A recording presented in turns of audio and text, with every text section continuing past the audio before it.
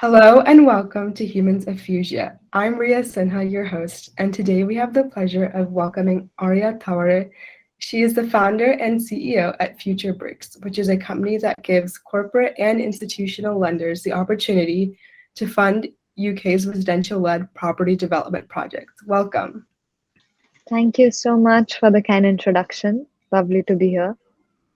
Great, we're so excited. So our first question is just briefly introduce yourself. Work are you doing now, and what led you to that?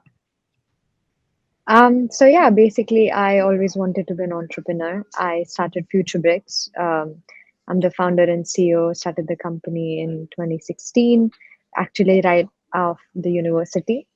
um, the basically spotted the gap in the market because small and medium-sized house builders in UK don't get access to mainstream finance, and at the same time providing investors an opportunity to invest in the project. So yes, long story short, we raised external capital, build a platform, build a marketplace lending business, and yeah, we have a loan book of 5 million. Um, all happy customers so far, mostly. And yeah, now we're expanding the business, and now we're launching a prop tech business, which is basically apart from providing funding to these property entrepreneurs, we also provide other services. So yes, it's been a very exciting entrepreneur journey, and very very grateful to be on this journey. Yeah. Wow, that sounds amazing, and sounds like it's been a really successful and fulfilling journey for you. So I kind of now wanted to take it back to, I guess, the beginning or the start. Like, how does your culture or background or childhood inform the way that you make decisions and that the decisions that you made kind of in your career? Yeah. Um, I guess I come from India, so born and brought Mhm. up in India. I came to London 10 years ago. Oh, wow. Growing up, my father was a first generation entrepreneur.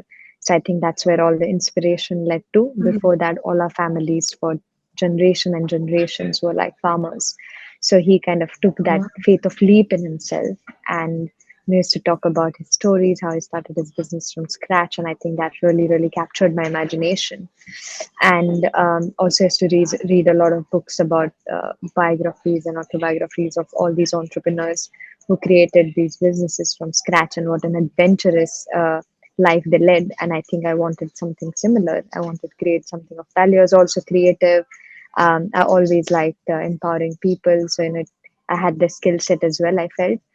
And yeah, so that's like I was pretty clear that I wanted to be entrepreneur. Obviously didn't know what business and what, and I think having that mindset, and then falling onto this idea, and then spotting the gap in the market happened very very naturally. Mhm. That's amazing. I think it's always nice that if you have like a parent there to teach you and help you as well, like, you can learn from their experiences and just seeing them. I think that's really special, like to share also with the parents. So that's so, Yeah, I um, agree. I think real life kind of a hero, especially when you're a kid, you really admire your mhm. parents, right? Yeah, yeah, Bigger, man. They're much bigger in your imagination. Plus the yeah. books as well. I think with books you can literally travel anywhere. Yeah, that's so true. And now I just wanted to ask a very general question. What three topics are you most like passionate about? And it can be anything, doesn't have to be career related. Um, I would say lately, especially after like a pandemic and everything, I've really started looking inward. So in our Mhm. journeys, I've been exploring mine, like how our default setting works, what narratives do we choose, our inner critic. So I've been really on this like mind exploration journey, and I've been kind of using my mind to break my default setting, create new neuropaths, and create that inner space of wisdom and calmness. So I would say, and some of it is with spirituality, neuroscience, but they all both lead to the same thing, which I think is happiness at the end of the day. But I think I'm very fascinated with like human psychology. And the second thing, it's kind of related to that, is I think empowering. I think empowering people, because once you understand your mind, and once you can learn to unlearn some of your default setting which doesn't serve you, and if you're aware and conscious human being, then you start to see other people's mind, and you kind of want to help them at least at a psychological level to unlock their potential. So yeah, I would say these two things. Yeah, I think especially the inner critic is so important for like women as well. I feel like we're often very hard on ourselves, and I think it's a journey that we need to go through to realize, like we're doing the best Yeah, I for think ourselves. every human being, like, kind of, we Yeah, all have inner critics, whether that we picked up from our parents, siblings, yeah, school yeah. teacher, or friends, I think, or just sometimes you just adopt that inner, it becomes an inner narrative. So I think, yeah, it's very, very important what narrative you adopt. Yeah, exactly. It's super important. And yeah, I think the pandemic was similar for me. Like it really forced you to think about yourself and like who you are and like how you want to be presented as, which is so important as like for anyone at any age. So yeah, I think that's an amazing answer. I haven't heard that before, so that's very insightful. And now kind of I guess going back to your job and career, like what were some challenges faced by you in the initial years of your career as an entrepreneur, and like how were you able to get past them? I think initially it was, the kind of business I chose to start was a fintech and Mhm. lending, asset-backed lending. So Yeah. it was kind of, had to raise external capital from day one, build a team, very, very traditional industry. So I think the initial challenge was just hearing no. Yeah. And also I started the business side of uni. So I think it was the external kind of backlash that you initially get, and you wouldn't blame them. 22-year-old girl coming Yeah. from outside, trying to build this fintech lending business in property. So hearing a lot of rejections. You're not from here. How old are you? How is this going to work? Um, so I think a lot of the rejections in initial phases, which obviously every entrepreneur goes through. So I would say that was the initial challenges. But I think, again, going back to kind of what we said, is the narrative you adopt, right? So external narrative could be different, but I think it's the belief you have in yourself and your vision, and the basically perseverance, and just keep going at it. Yeah. No, I think that's amazing. And I think like age is always such a big factor. People are always questioning you, about your age. But I feel like you can have a good idea at any age and um it can grow very quickly. So yeah, definitely true. And like what would you say maybe are some present challenges that you're facing now and like how have I guess they changed over time? I think as the business grows, obviously, your team, I think team becomes so crucial, because Mm-hmm. initially you maybe have a smaller team. As a founder, you're doing a lot of things yourself, and as the business scales, you have to learn to leverage your team. Because every member which is empowered can have more impact as you grow. So I Mm-hmm. think it's the team management, having the right, obviously, the recruitment process, and then how do you empower them, how do you support them, are they aligned with your values, and are they able to, it's two-way street. Yeah, Can you exactly. help them with your personal career growth, but at the same time, the value they Mm-hmm. bring to the table, and value we give them, give our team member. So I think that's I would say that's like the natural next challenge as the business scales.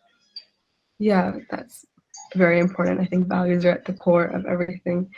So I guess now looking towards the future, like what are you most looking forward to in the future? Any new opportunities or like something you're looking to expand into?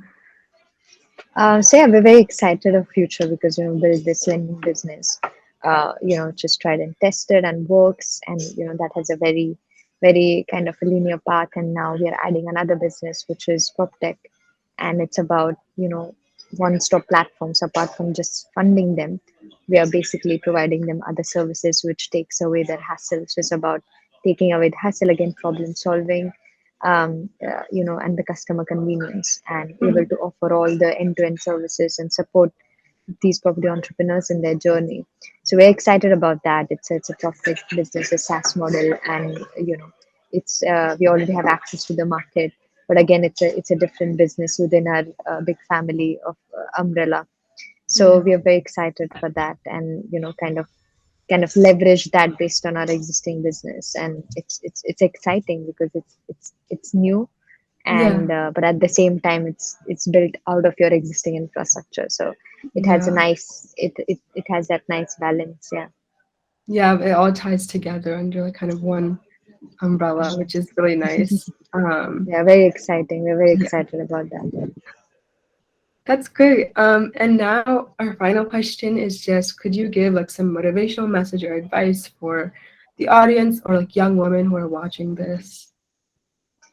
Yeah, I think the key is really, your inner belief system.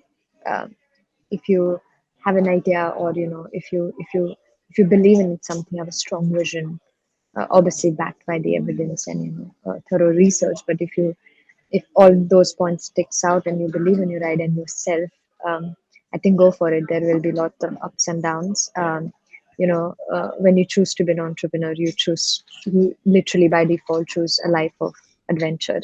Hmm. So I would say just accept that wholeheartedly, Yeah. and literally ride the waves. And it's a beautiful journey. Honestly, it's like you said, you're creating something from scratch.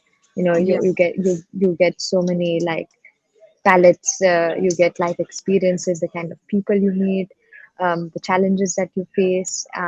No one day will be the same. It's really Yeah. exciting, fulfilling. Obviously, it's also something that you have to be in it for. But yes, it's an amazing adventure. So go for Yeah. it. Yeah. Yeah, I really agree. And I think when you're an entrepreneur, you make the product from, like you said, from scratch. And so I think you are a part of it every way. And then to see the end product and the journey, it's just amazing. So, yeah, thank you so much. Do you have any other questions or comments or anything else you would like to add? Um, I would say I think what I've probably realized, when I looked inward, was one of the key few lesson. I think it's like about happiness Hmm. and living like really authentic self. Yeah. Checking in with yourself. I think being aware, being fully present. I think it's so important. But checking with yourself, are you happy doing what you're doing? Whether that's your personal life, relationship you're in, the kind of job you're doing. And I think as human beings, we only live once. So Hmm. it's important that we're, we're, we're trying our best to live the most authentic version of ourselves, because we only live once. So I think Yeah. I would say that would be my another message. Great. Thank you so much. I think that's a great note and message to end the interview on. So thank you so much, Arya, for being a part of our Humans of Fuchsia initiative. We really enjoyed having you. Thank you so Um, much for having me. It was lovely. And yeah, all the best. Wish you all the best.